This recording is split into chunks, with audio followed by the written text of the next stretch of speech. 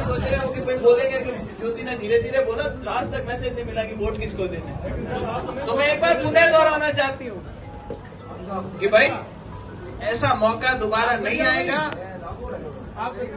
जब वोट पड़े 13 तारीख को, तो एक एक वोट जो भारतीय जनता पार्टी की इच्छा रखता है कि मैं रेवत डांगा जी को जिताऊं, भारतीय जनता पार्टी को जिताऊं, एक साफ सुथरी राजनीति की शुरुआत खीवसर में करूं, वो तो एक ऐसा भी वोट पीछे नहीं रहना चाहिए। और उसके बीच का जो सेतु बनेंगे वो आप लोग बनेंगे, क्योंकि आप में से ज्यादातर सब ऐसे लोग हैं जो बहुत से, मतलब कोई सरपंच हैं, कोई पंच हैं, और सब ऐसे लोग हैं जिनके पीछे कई सारे वोट जुड़े हुए हैं। तो मैं तो आज सिर्फ आप लोगों से रूबरू होने के लिए कल के कार्यक्रम के लिए विशेष व्यवस्थाएं आपको बता दी, रेवत जी ने भी बताई है। ज्यादा से ज्यादा संख्या में अपन आए। अगर अपनी कल की रैली जोरदार सफल होती है तो सामने वालों के घुटने वैसे टूटे में, और आज तो बिल्कुल ही टूट जाए।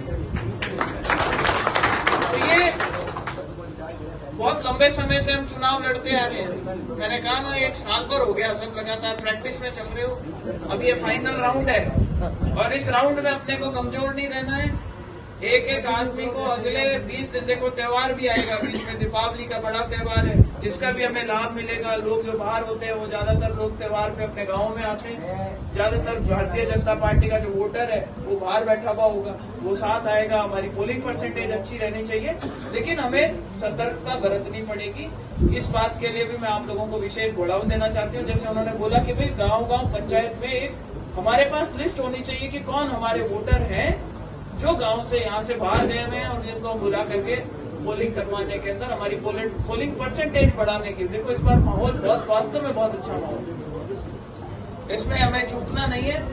और मैं एक बार पुनः विश्वास दिलाती हूँ कि भाई खीवसर के ऊपर पूरे राजस्थान की नजरें टिकी रहेगी। और ज्यादा लंबी बात नहीं करके, तो भाई नेताजी है, नेताजी के खिलाफ तो देखो जब चलेंगे गाँव में, जब बात बतानी है बता ही देंगे। लेकिन उन्होंने जिस तरीके का एक माहौल बना रखा है, जो कभी कह देते हैं कि साहब दहशत का माहौल पैदा कर रखा है और ये कर रखा है। मैं रेवत जी के लिए तो सिर्फ इतना सा कहूंगी कि थोड़े ज्यादा सरल स्वभाव के,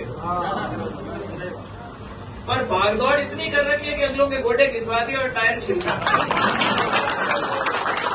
सोशल मीडिया में देखते देखते किसी ने एक, उनकी शायद फॉर्च्यूनर है, 77 नंबर है, क्या नंबर है, 0177 कुछ नंबर है, तो उसने लगाया कि इसके अंदर नए हमारे टायर डल गए। मैंने कहा ये तो रेवत जी की वजह से डले। रेवत जी ने इतने टायर घिस दिए और इतने जूतियां घिस दी है घूम घूम करके, कोई तो मौकाट नहीं छोड़ा, कोई जागरण नहीं छोड़ा। भाई हमसे तो क्या पता, कोई 19 भी शिकायत कर लेता कि भाई ज्योति जी तो आते नहीं यार, कम आते हैं, दिखते कम है। रेवत जी ने तो इतना नचा दिया है कि सारा कुर्बान घूम रहा है, घूम घूम करके अधूरे हो रखे हैं सारे। गलत तो बोल देना भाई। तो एक जो सबसे बढ़िया हमारे कैंडिडेट की बात है वो ये है कि उनका जनता के साथ में जुड़ाव जबरदस्त है। और मैं अक्सर जब कभी, आज अपन घर घर के ही लोग हैं, रेवत जी के साथ में कभी बैठी होती, मैं कहती हूँ एक थोड़ा मन पक्का कर लो। बोले क्यों? हाँ, कोई भी आता कहता अपन ये साहब का तो मदद कर दो। मैंने कहा भाई फिर अपने में और पराये में फर्क क्या रहेगा?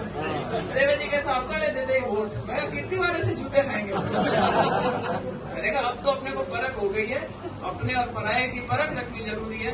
रेवत जी से भी यही निवेदन करूंगी कि जो अपने लोग हैं, जरूरी नहीं है कि हमें 100% वोट चाहिए, नहीं चाहिए हमें 100%।